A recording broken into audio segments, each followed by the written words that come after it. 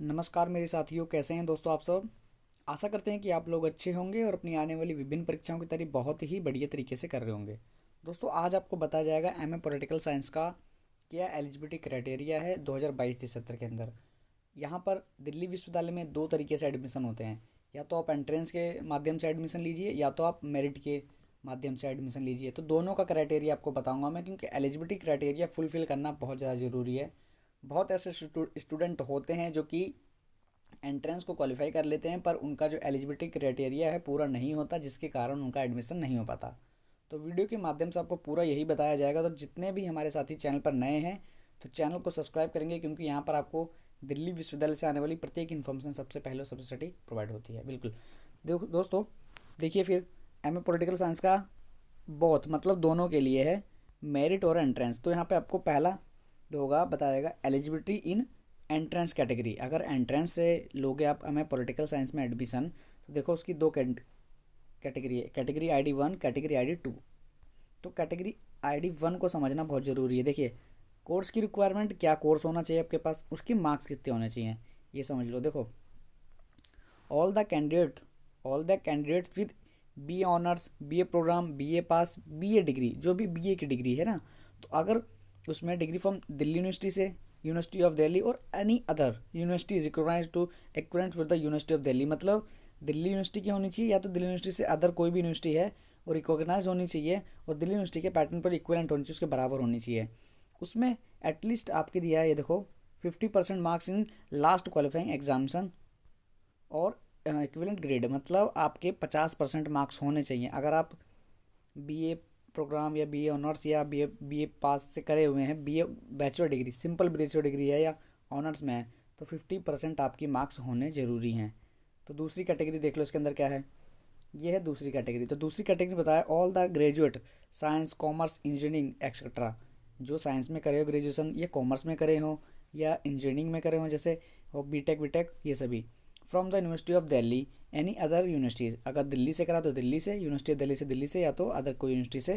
तो आपको केवल यहाँ पर 60% मार्क्स होने चाहिए। तो सिंपल क्राइटेरिया है, सभी समझ गए होंगे। साइंस से करिए, अगर आपने जैसे BSc करी है या BSc केमिस्ट्री करी है, तो जो भी BSc करे हैं तो जो भी आपको 60% मार्क्स चाहिए। कॉमर्स की करे तो कॉमर्स वालों को भी 60, क्योंकि यहाँ पर 10 नंबर जो यहाँ पर प्लस हो चुके हैं, ये इसलिए हो गया कि आपकी साइड चेंज हो गई है। समझ गए, साइड चेंज हुई है। वो BA MA इन मास्टर मतलब आर्ट्स का सब्जेक्ट है तो वहाँ पे 50% है, और यहाँ पे आप कॉमर्स के हैं, साइंस के हैं, तो यहाँ पे आए हैं तो आपके 10 मार्क्स यहाँ पर जो हैं ऊपर हो चुके हैं, इसलिए यहाँ पर 60% इसकी कैटेगरी रख दी गई है, 60% मार्क्स का रिक्वायरमेंट कर दी गई है। और मेरिट में देख लीजिए, मेरिट में आपको सिंपल कैटेगरी दी हुई है कि जो भी मेरिट में एडमिशन लेगा वो केवल, देखिए कैटेगरी नंबर 3, ये सभी दिल्ली यूनिवर्सिटी वालों के लिए, ओनली दिल्ली यूनिवर्सिटी। देखिए इसमें दिया कि B honours in political science from University of Delhi.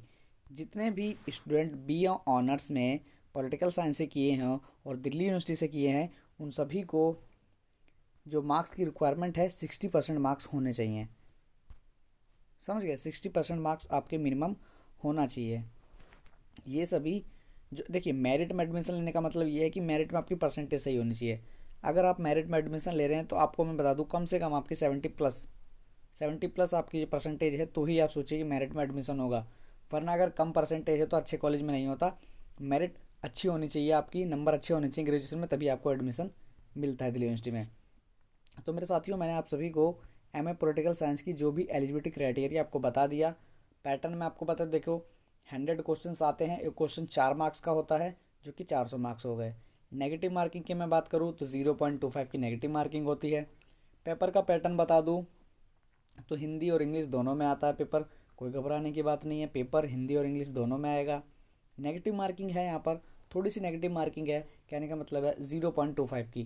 कहने का मतलब ये है कि अगर आप 2 क्वेश्चन करते हैं, 2 में से अगर आपका एक सही होता है, कहने का मतलब एक सही हुआ तो 4 मार्क्स, और दूसरा गलत हो गया तो वहाँ पे जो 4 मार्क्स आपके हैं, 4 में से 1 मार्क्स काटा जाएगा, तो 3 मार्क्स आपके पास तब भी सिक्योर रहेंगे। तो नेगेटिव मार्किंग मैंने आपको बता दिया। एग्ज़ाम का पैटर्न आपको मैंने बता दिया, 100 क्वेश्चन होंगे, CBT मोड में होगा ये आपका, जो कि NTA कंडक्ट कराती है। ये सभी जो छोटी छोटी बारीक चीज़ें होती हैं, आप सभी को जानने के लिए आप हमारे चैनल को सब्सक्राइब जरूर करें, क्योंकि यहाँ पर आपको सभी क्वालिटी कंटेंट वीडियो मिलती रहेंगी एमए पॉलिटिकल साइंस की और सभी यूनिवर्सिटीज़ की। बात करें अगर आप जेएनयू की तैयारी करें, जेएनयू की भी, बीएचयू, जामिया, डीबीया, एमईओ, इन सभी की इन्फॉर्मेशन अप टू डेट आपको हमारे चैनल पर मिलती रहेगी। इसलिए आप हमारे चैनल को सब्सक्राइब जरूर कर लेना दोस्तों। और हमारा टेलीग्राम चैनल है, टेलीग्राम चैनल पे आने वाली कोई भी इन्फॉर्मेशन होती है, नोटिस होते हैं, वो आपको अप टू डेट मिलते रहते हैं। तो बिल्कुल आप सभी हमारे टेलीग्राम चैनल से भी ज्वाइन हो जाइए। टेलीग्राम चैनल का जो लिंक है नीचे डिस्क्रिप्शन में आ रहा है, आप सभी वहाँ ज्वाइन होंगे। कुछ भी इन्फॉर्मेशन आएगी इन सभी यूनिवर्सिटीज़ के रिगार्डिंग आप सभी को अप टू डेट मिलती रहे। तो बिल्कुल दोस्तों आज की वीडियो को यहीं पे एंड करते हैं। जय हिंद, जय भारत।